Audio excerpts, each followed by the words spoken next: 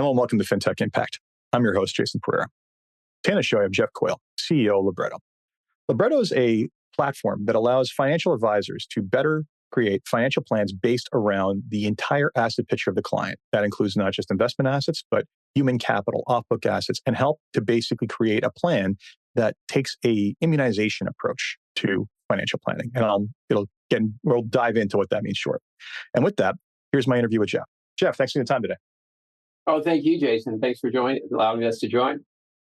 Jeff Coyle of Libretto. Tell us about Libretto. Every firm needs a clever elevator pitch, and ours is make every client feel like they're worth $100 million. And that's ultimately what we do. And so in a nutshell, Libretto really serves as your control panel for delivering personalized advice at scale. Now, my personal background is managing the most affluent of families. And Libretto was actually initially designed to streamline advice delivery to the ultra-affluent space. And it combines and unifies planning, personalized portfolio design, and comprehensive wealth management. And ultimately, Libretto scales this process and enables advisors to deliver personalized solutions. Now, I did mention it was initially built to address the most affluent families, but the methods are far more important through people of regular wealth. And really, our mission is actually to bring these methods and this delivery to people of regular wealth. And that's in a nutshell of what we're up to. Excellent. So we're going to dive into what that means momentarily, but talk to me about what brought about the development of Libretto. As I mentioned, I've managed ultra-affluent families for my career, and I've also built multiple systems for managing wealth. And the last system that I built was purchased by a large private bank. I spent a couple of years there institutionalizing that system across their firm. It now runs the business. And I took some time off. And ironically, I actually needed to build some tools to manage my own wealth. And as I sat down and thought from scratch, I actually figured out some nuances that had eluded me for 2 decades. And I was actually compelled to build the next system. That's where Libretto really comes from. And so we're using very advanced methods that are very differentiated. It ultimately relates in more robust solutions for clients, but also gives advisors differentiation and a competitive advantage in the marketplace. And that's a nice combination, of course. Excellent. All right. So let's talk about the methodology, because when we met at T3, I believe, you took me through what you had, and I was just like, okay, this is right up my alley, because you were bringing a lot of you were expanding the pie of what was being looked at in the entire financial scenario, both from an asset and liability standpoint. Looking at things like human capital and other assets that was sat outside, and then looking at the nature of the liabilities in people's lives. So care to talk to me about the guiding principle of how you structured this is? Oh, certainly. And, when we think about this, there's 5 things that Libretto actually does. And the one of which is to manage a comprehensive financial structure. And what I mean by that, traditionally, we think about managing a portfolio, but really a portfolio is a subset of a financial structure. And what I mean by that is when we actually build strategies, we actually want to include our clients' homes and their mortgages in the system. A mortgage is a type of opaque leverage, and we need to understand the ramifications. As you mentioned, we want to include their human capital. That's the present value of their future earnings. And for most wealth-building families, it just dominates their wealth, and yet they're completely unaware of it. And when you become aware of it, it changes the way you think about solutions. In the US, we have Social Security. And for most retiring couples, the present value of their Social Security, it's worth somewhere between $1.2 million and $2 million. And what's interesting about that is it's really a long duration inflation protected bond. It's perfectly matched the way people spend money. So what we want to do is we want to incorporate that into the client's bond structure so we don't unintentionally overallocate to fixed income. We do the same thing with pensions. Now, as you start to think about more complexity, we can now fold in operating businesses and properties and other private assets. At every wealth level, we want to incorporate their estate inflows, insurance payoffs, and royalties. So really what's happening is the investable portfolio, which is normally thought of as standalone, it's really not. It's really more like a completion portfolio. It recognizes those other resources and then really fills in the voids to create a comprehensive solution. Excellent. So, all right. So you brought some really good context to that. You talked about basically liabilities that sit off. Let's take a step back on this. Traditionally, we look at primarily the investment statements, right? That's essentially what the advisor gets hired to do, is to handle those. But that is not the picture of the client's financial life. And as you stated, as you brought into context, the Social Security is effectively an inflation-protected bond with a present value that's pretty substantial. And opposite that, you also have real estate assets that are personal, liabilities that are personal. You may have a employer defined benefit pension plan or that also comes into the equation. And from an academic standpoint, and having studied this myself academically, a whole balance sheet approach, you would basically consider those assets as well as potentially your future earnings and the volatility of them, your human capital, when trying to figure out what your entire asset allocation looks like. And the industry hasn't done that because that stuff is not stuff we have purview over, right? So what you're trying to do is bring that all into the same picture. That's exactly right. And that's the fundamental innovation that we're bringing to the market is when you think about it, and you mentioned liabilities, people talk about goals, we call them priorities. Mm-hmm.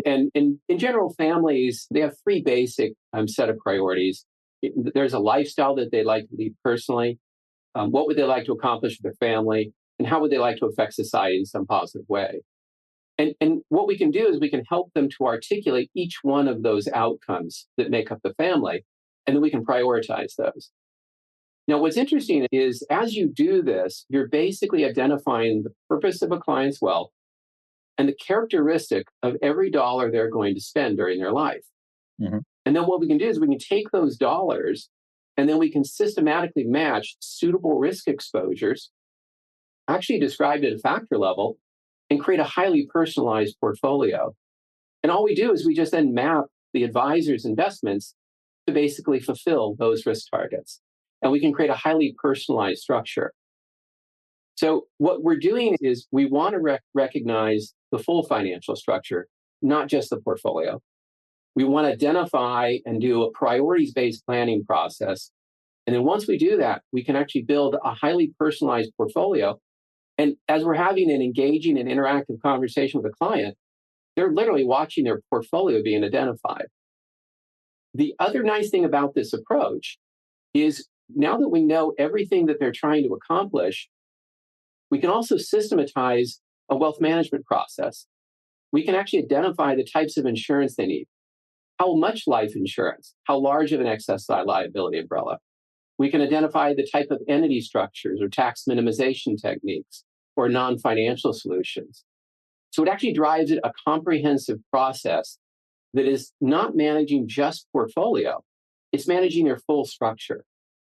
And when you think about the full structure, it's not just portfolio risk. There's portfolio risk, yes, that's market risk, but there's also property risk, there's business risk, and there are personal risks. Think of personal liability, death, disability, long-term care, job loss, all of these things, and we can address these systematically. That's the thing is that, and for the record, going back a step, I had actually been asked about the feasibility of doing something, I won't say just software like what you've done, but let's call it total life balance sheet approach towards investing and informing investment decisions.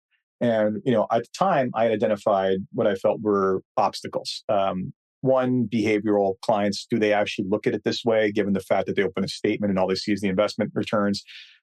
The other one being regulatory or compliance-wise. Would compliance officers get their heads around what you were doing? Because, some simple examples. Let's use the example of someone who's, someone who does have a defined benefit pension, who also has Social Security, who has basically all these guaranteed income sources.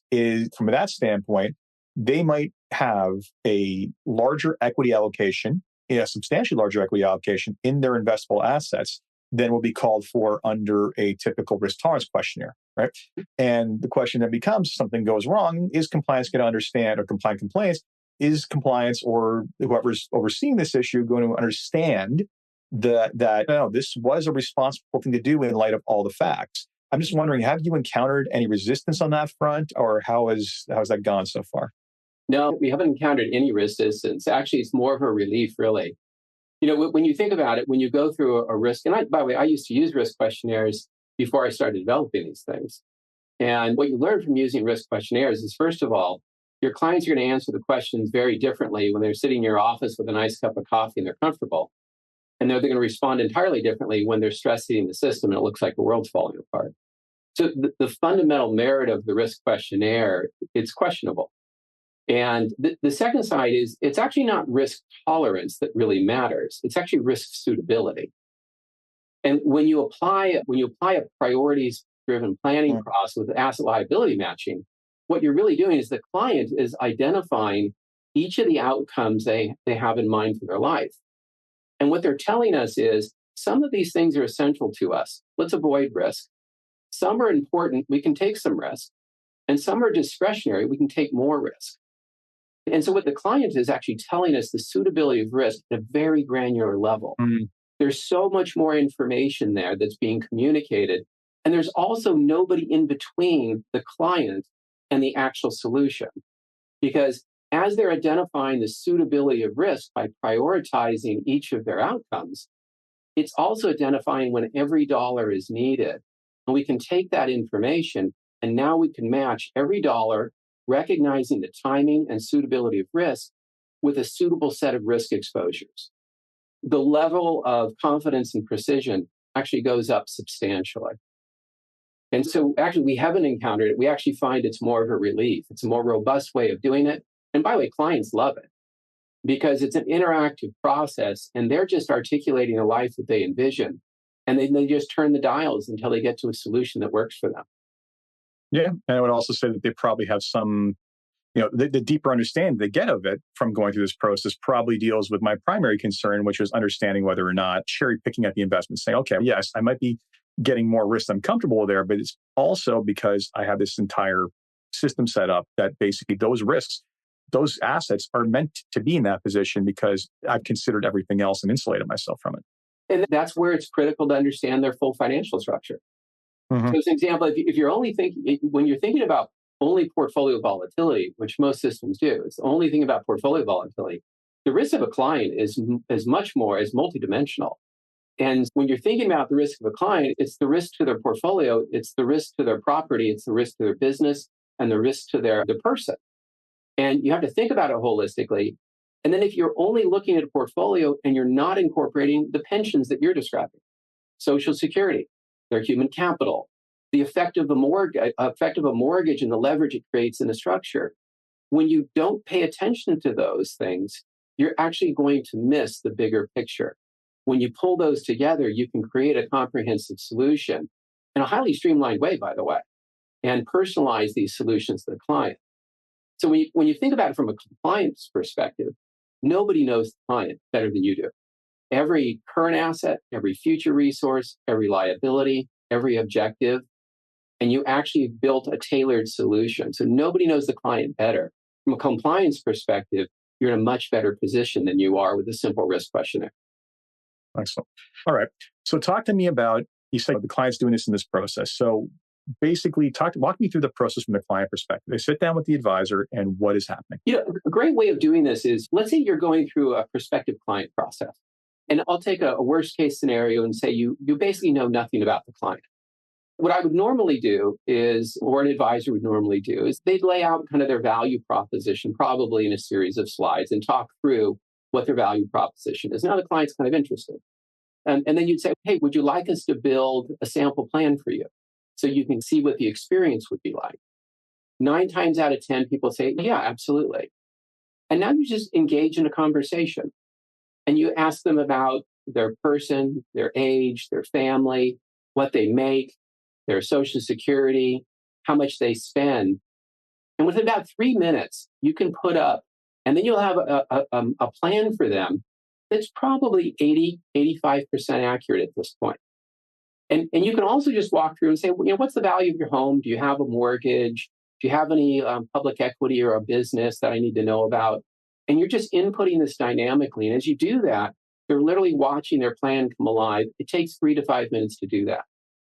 Now, the nice thing about that is in the first meeting, you have the client fully engaged and they're actually sharing information with you. But the reason they're sharing it is because you're giving something to them. You're showing them what does it cost to fund the life that we envision. How does that compare to our resources? Do we have enough? What would that look like in a portfolio for us? What are some of the wealth management things we should be thinking about? And as you share that with them, they're encouraged to give you more information because they want to know more.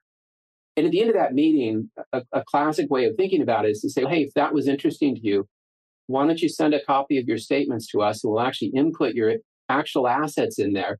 And the next time we get together, we'll just turn the dials and turn it into a final solution for you. And at the end of that meeting, most of the time you've got a client. So it's an interactive, engaging process. It's really designed to empower clients with full transparency and information. And as you do that, of course, you're building the confidence that leads to trust. And that's a strong foundation for a relationship. Excellent. And I would also think, too, one of the interesting educational pieces of this is the discussion around risk in other aspects of their lives, right? That's conversations not being had by most. Everyone, I think, on some level acknowledges that there's a chance that they could become fired and unemployed at some point. But when we start looking at the liability side in greater detail and the factor level issues that you've discussed, that's got to be a conversation most have never had. That's exactly right. There's many different kinds of risks that are presented to us. When you think about it, and when you think about a Monte Carlo as an example, take that, is often what happens, and simplistically, people will give somebody a risk-based questionnaire, a model portfolio, and then they run a Monte Carlo. And that's entirely focused on their portfolio. Mm-hmm. But risk is more multidimensional than a portfolio. It actually relates to our lives as well. So when you think about this, well, what if we lose our job in a downturn? Are we forced to sell our risk assets at depressed prices? It's how you permanently destroy wealth. Did we have to sell our home and displace our family? What if we experience a health event and we become disabled? Could we get through that successfully? Or we die and our family loses the value of our human capital. Maybe our property is destroyed in a disaster and we're leveraged with a mortgage on that property. Were we prepared for that? Or we're subject to a personal liability claim. Or maybe we experience a prolonged economic downturn with depressed asset values. The point of that is that each one of those risks, there's a key factor about this too, is it's multidimensional. We have to take a multidimensional approach to it. The second side is none of those things are predictable. And that's a key thing. And that's what's called uncertainty. And uncertainty is when you can't predict the future. And when you think about our lives, just about everything in our life is unpredictable. And when you address uncertainty, use different tools to manage uncertainty than you do risk. The kinds of tools you use to manage uncertainty, you apply hedges, you apply protective reserves, you apply insurance, diversification techniques, and then you build in the ability for a family to adjust their life if they have to. The world doesn't turn out so well, they just don't buy that second home, as an example. Now, when you compare that to a game of risk, which is really well represented by a risk-based questionnaire, a model, and a Monte Carlo, the only risk it's thinking about is portfolio volatility. And by the way, that is a great thing if you're a casino. And the reason for that is a casino is basically a flip of a coin or roll of a die. All you have to do is roll that die enough times, and on average, you know a 2 is going to show up every 6 rolls. And the key about it is it's highly predictable. And when things are highly predictable, like a casino, and you have millions of players playing the game, a Monte Carlo is a helpful tool because you can actually model out what is called a normal distribution, and it helps you think about how to organize your business. Auto insurance is very similar, but our lives are not a game of risk. We're in a game of uncertainty where it's unpredictable, and you need a different set of tools to manage that uncertainty.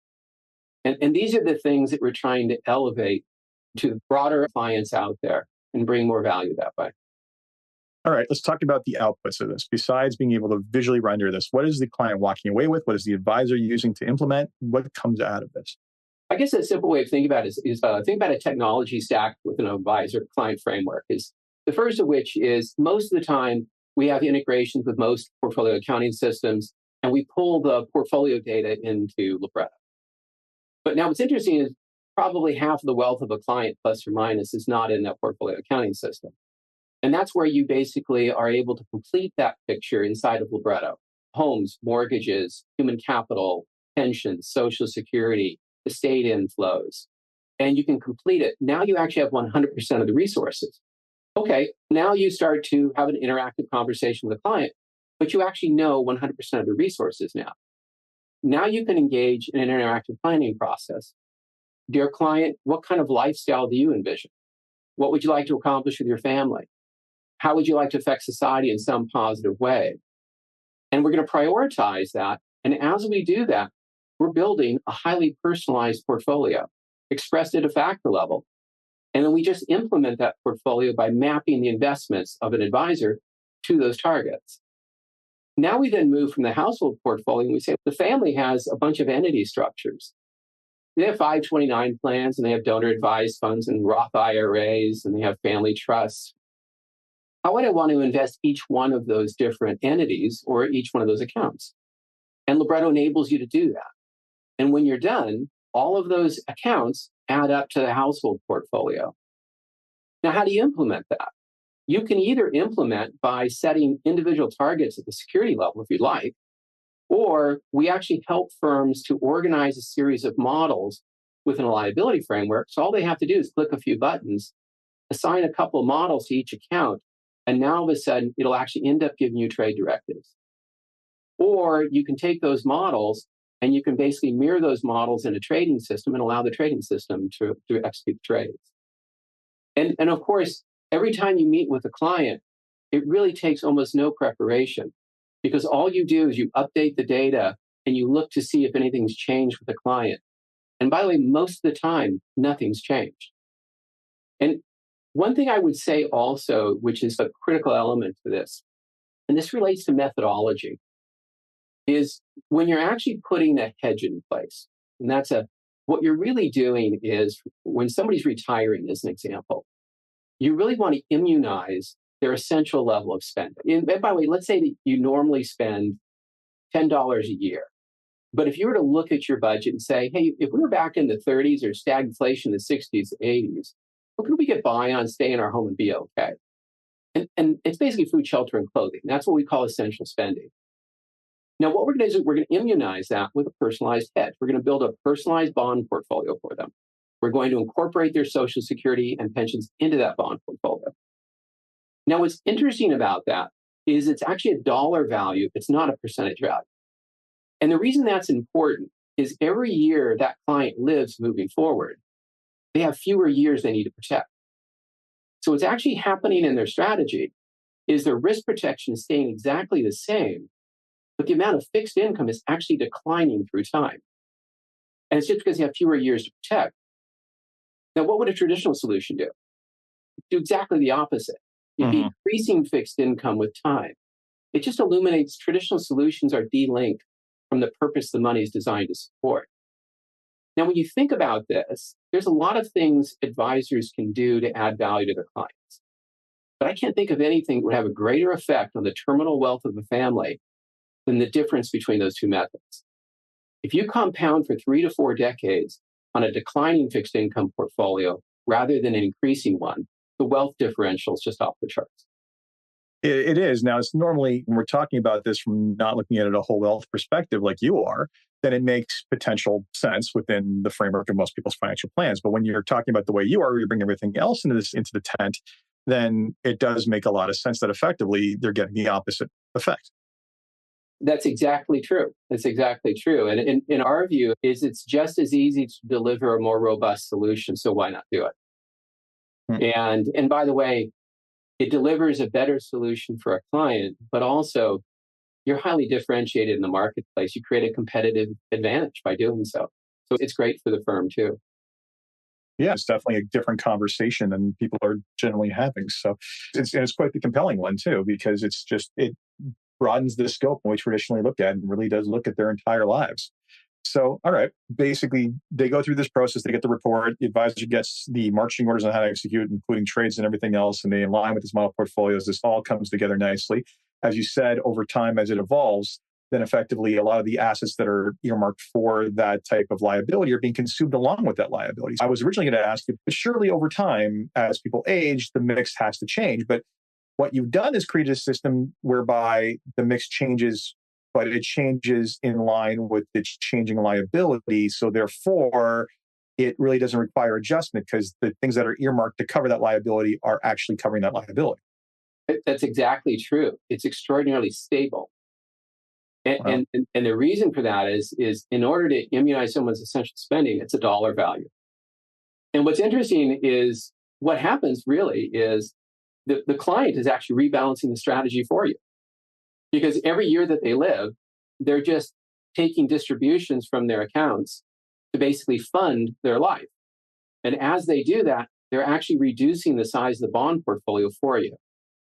And so it's extraordinarily stable.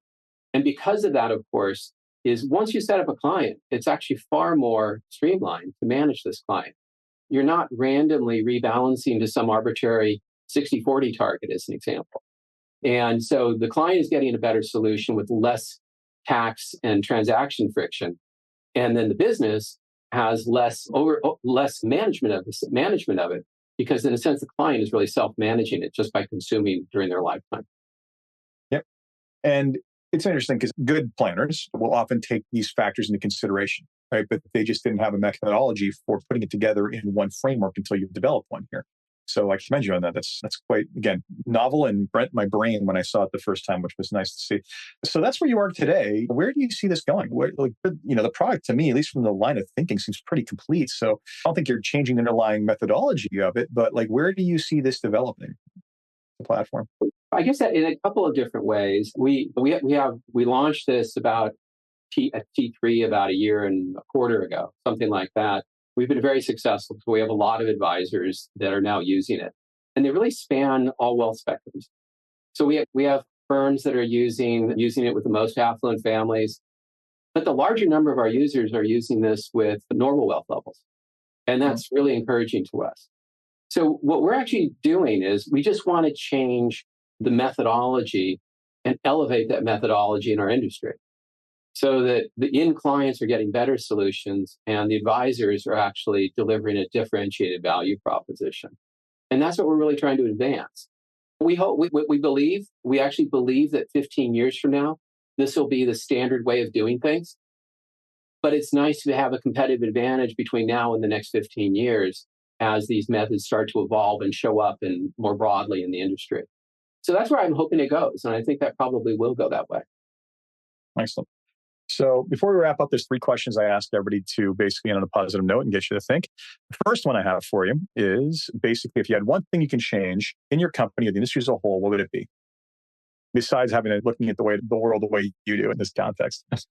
That's a really good question. And I think the way I would answer that is that we're basically self-funded and we're building this business organically. And the reason we're doing that is because it enables, and we're profitable, so we have complete control of our destiny.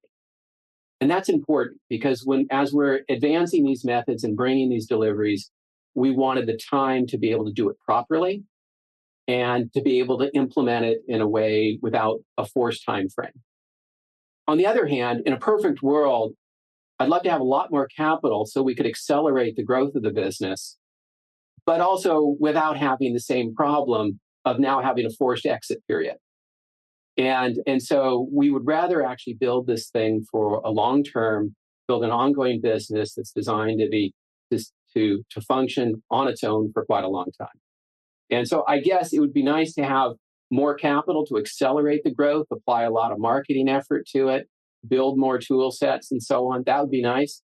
But when we think about the trade-off, we don't really think the trade-off is a positive trade-off. You lose the ability to focus on quality rather than time. And so I guess I'm sharing kind of a trade-off there. Fair enough. Fair enough. It's one that has to be overcome, but it's difficult. Next question for you is, what's been the biggest challenge in the company to where it is today? I would say it's really adoption and new methods. That's really and by the way, that's the case with just about every new technology or new method. It's interesting. We have this, people are ingrained today in a risk-based questionnaire model and a Monte Carlo. And that's the way they think. And we actually have this little thought experiment we do, and when we do seminars and presentations, and it basically asks a question at the end of that little thought. And what you find is that when we share this with advisors that are familiar with a Monte Carlo framework, they all answer it a certain way.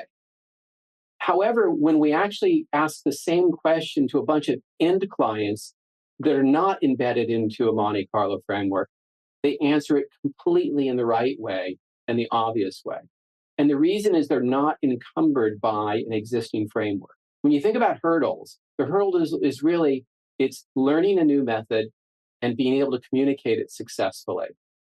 And by the way, we have extensive professional development programs, white labeled communication materials so people can be immediately effective with these ideas to basically help people to be effective immediately. But I would say adoption, new methods, that's the biggest hurdle. But ironically, it's the biggest advantage. Because when you're out there talking about a more robust way of doing things that's more compelling to a client, you develop a competitive advantage.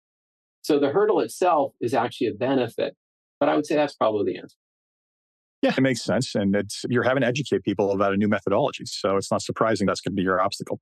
And then the last question I have for you is, what excites you about what it is you're working on? It keeps you getting out of bed to keep on fighting the good fight in the morning. I think it's fabulous. I remember the moment I built this is the third system I built. And I remember the moment when I figured out the nuance of liability matching. And that was a pretty fabulous moment. And I said, we need to do this again. And so I'm actually truly motivated to bring these methods to the broad market of regular people. And what's interesting, almost every family is already financially successful. They just don't know it. That's and by the way, you can take a very low wealth family in the US and they're already financially successful. The problem is they just don't get the advice early enough to realize that financial success. A lot of it's squandered through time. And that's our motivation. Can we bring these more advanced methods to the benefit of the broader group of people so that people can live better lives and achieve more of what they envision? It's funny. That statement rings so true because I find, and more often than not, people often resist going to financial planners for fearing how bad the situation is, having failed to do the math on what their Social Security is going to pay them, only to find out that, oh, I really wasn't on the hook for everything. I was on the hook for this much. It's just they lose their mind and then get into other assets and whatnot. People are not as bad off as they think they are. That's for sure. So but again, it's not being discussed in the context of their entire balance sheet and their lives. It's being discussed solely on what's on their statement. And that's what really causes the anxiety, unfortunately. I commend you on it. I think when we first said it, I'm like, wow, you've taken all this like great stuff academia has taught about basically doing within our businesses and actually created a platform for doing it. So hats off to you. It's well done. And I wish you nothing but the best of luck. Jason, thank you. We appreciate it. We're enjoying what we're up to and we're having some success. And I've certainly enjoyed this conversation.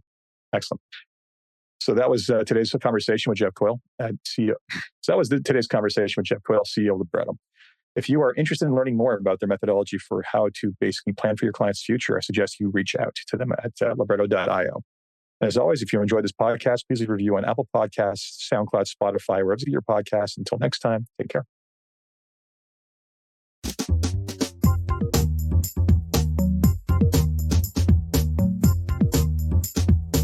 This podcast was brought to you by Woodgate Financial, an award-winning financial planning firm catering to high net worth individuals and their families.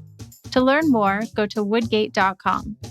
You can subscribe to this podcast on iTunes, Stitcher, and Google Play, or find more episodes at jasonpereira.ca.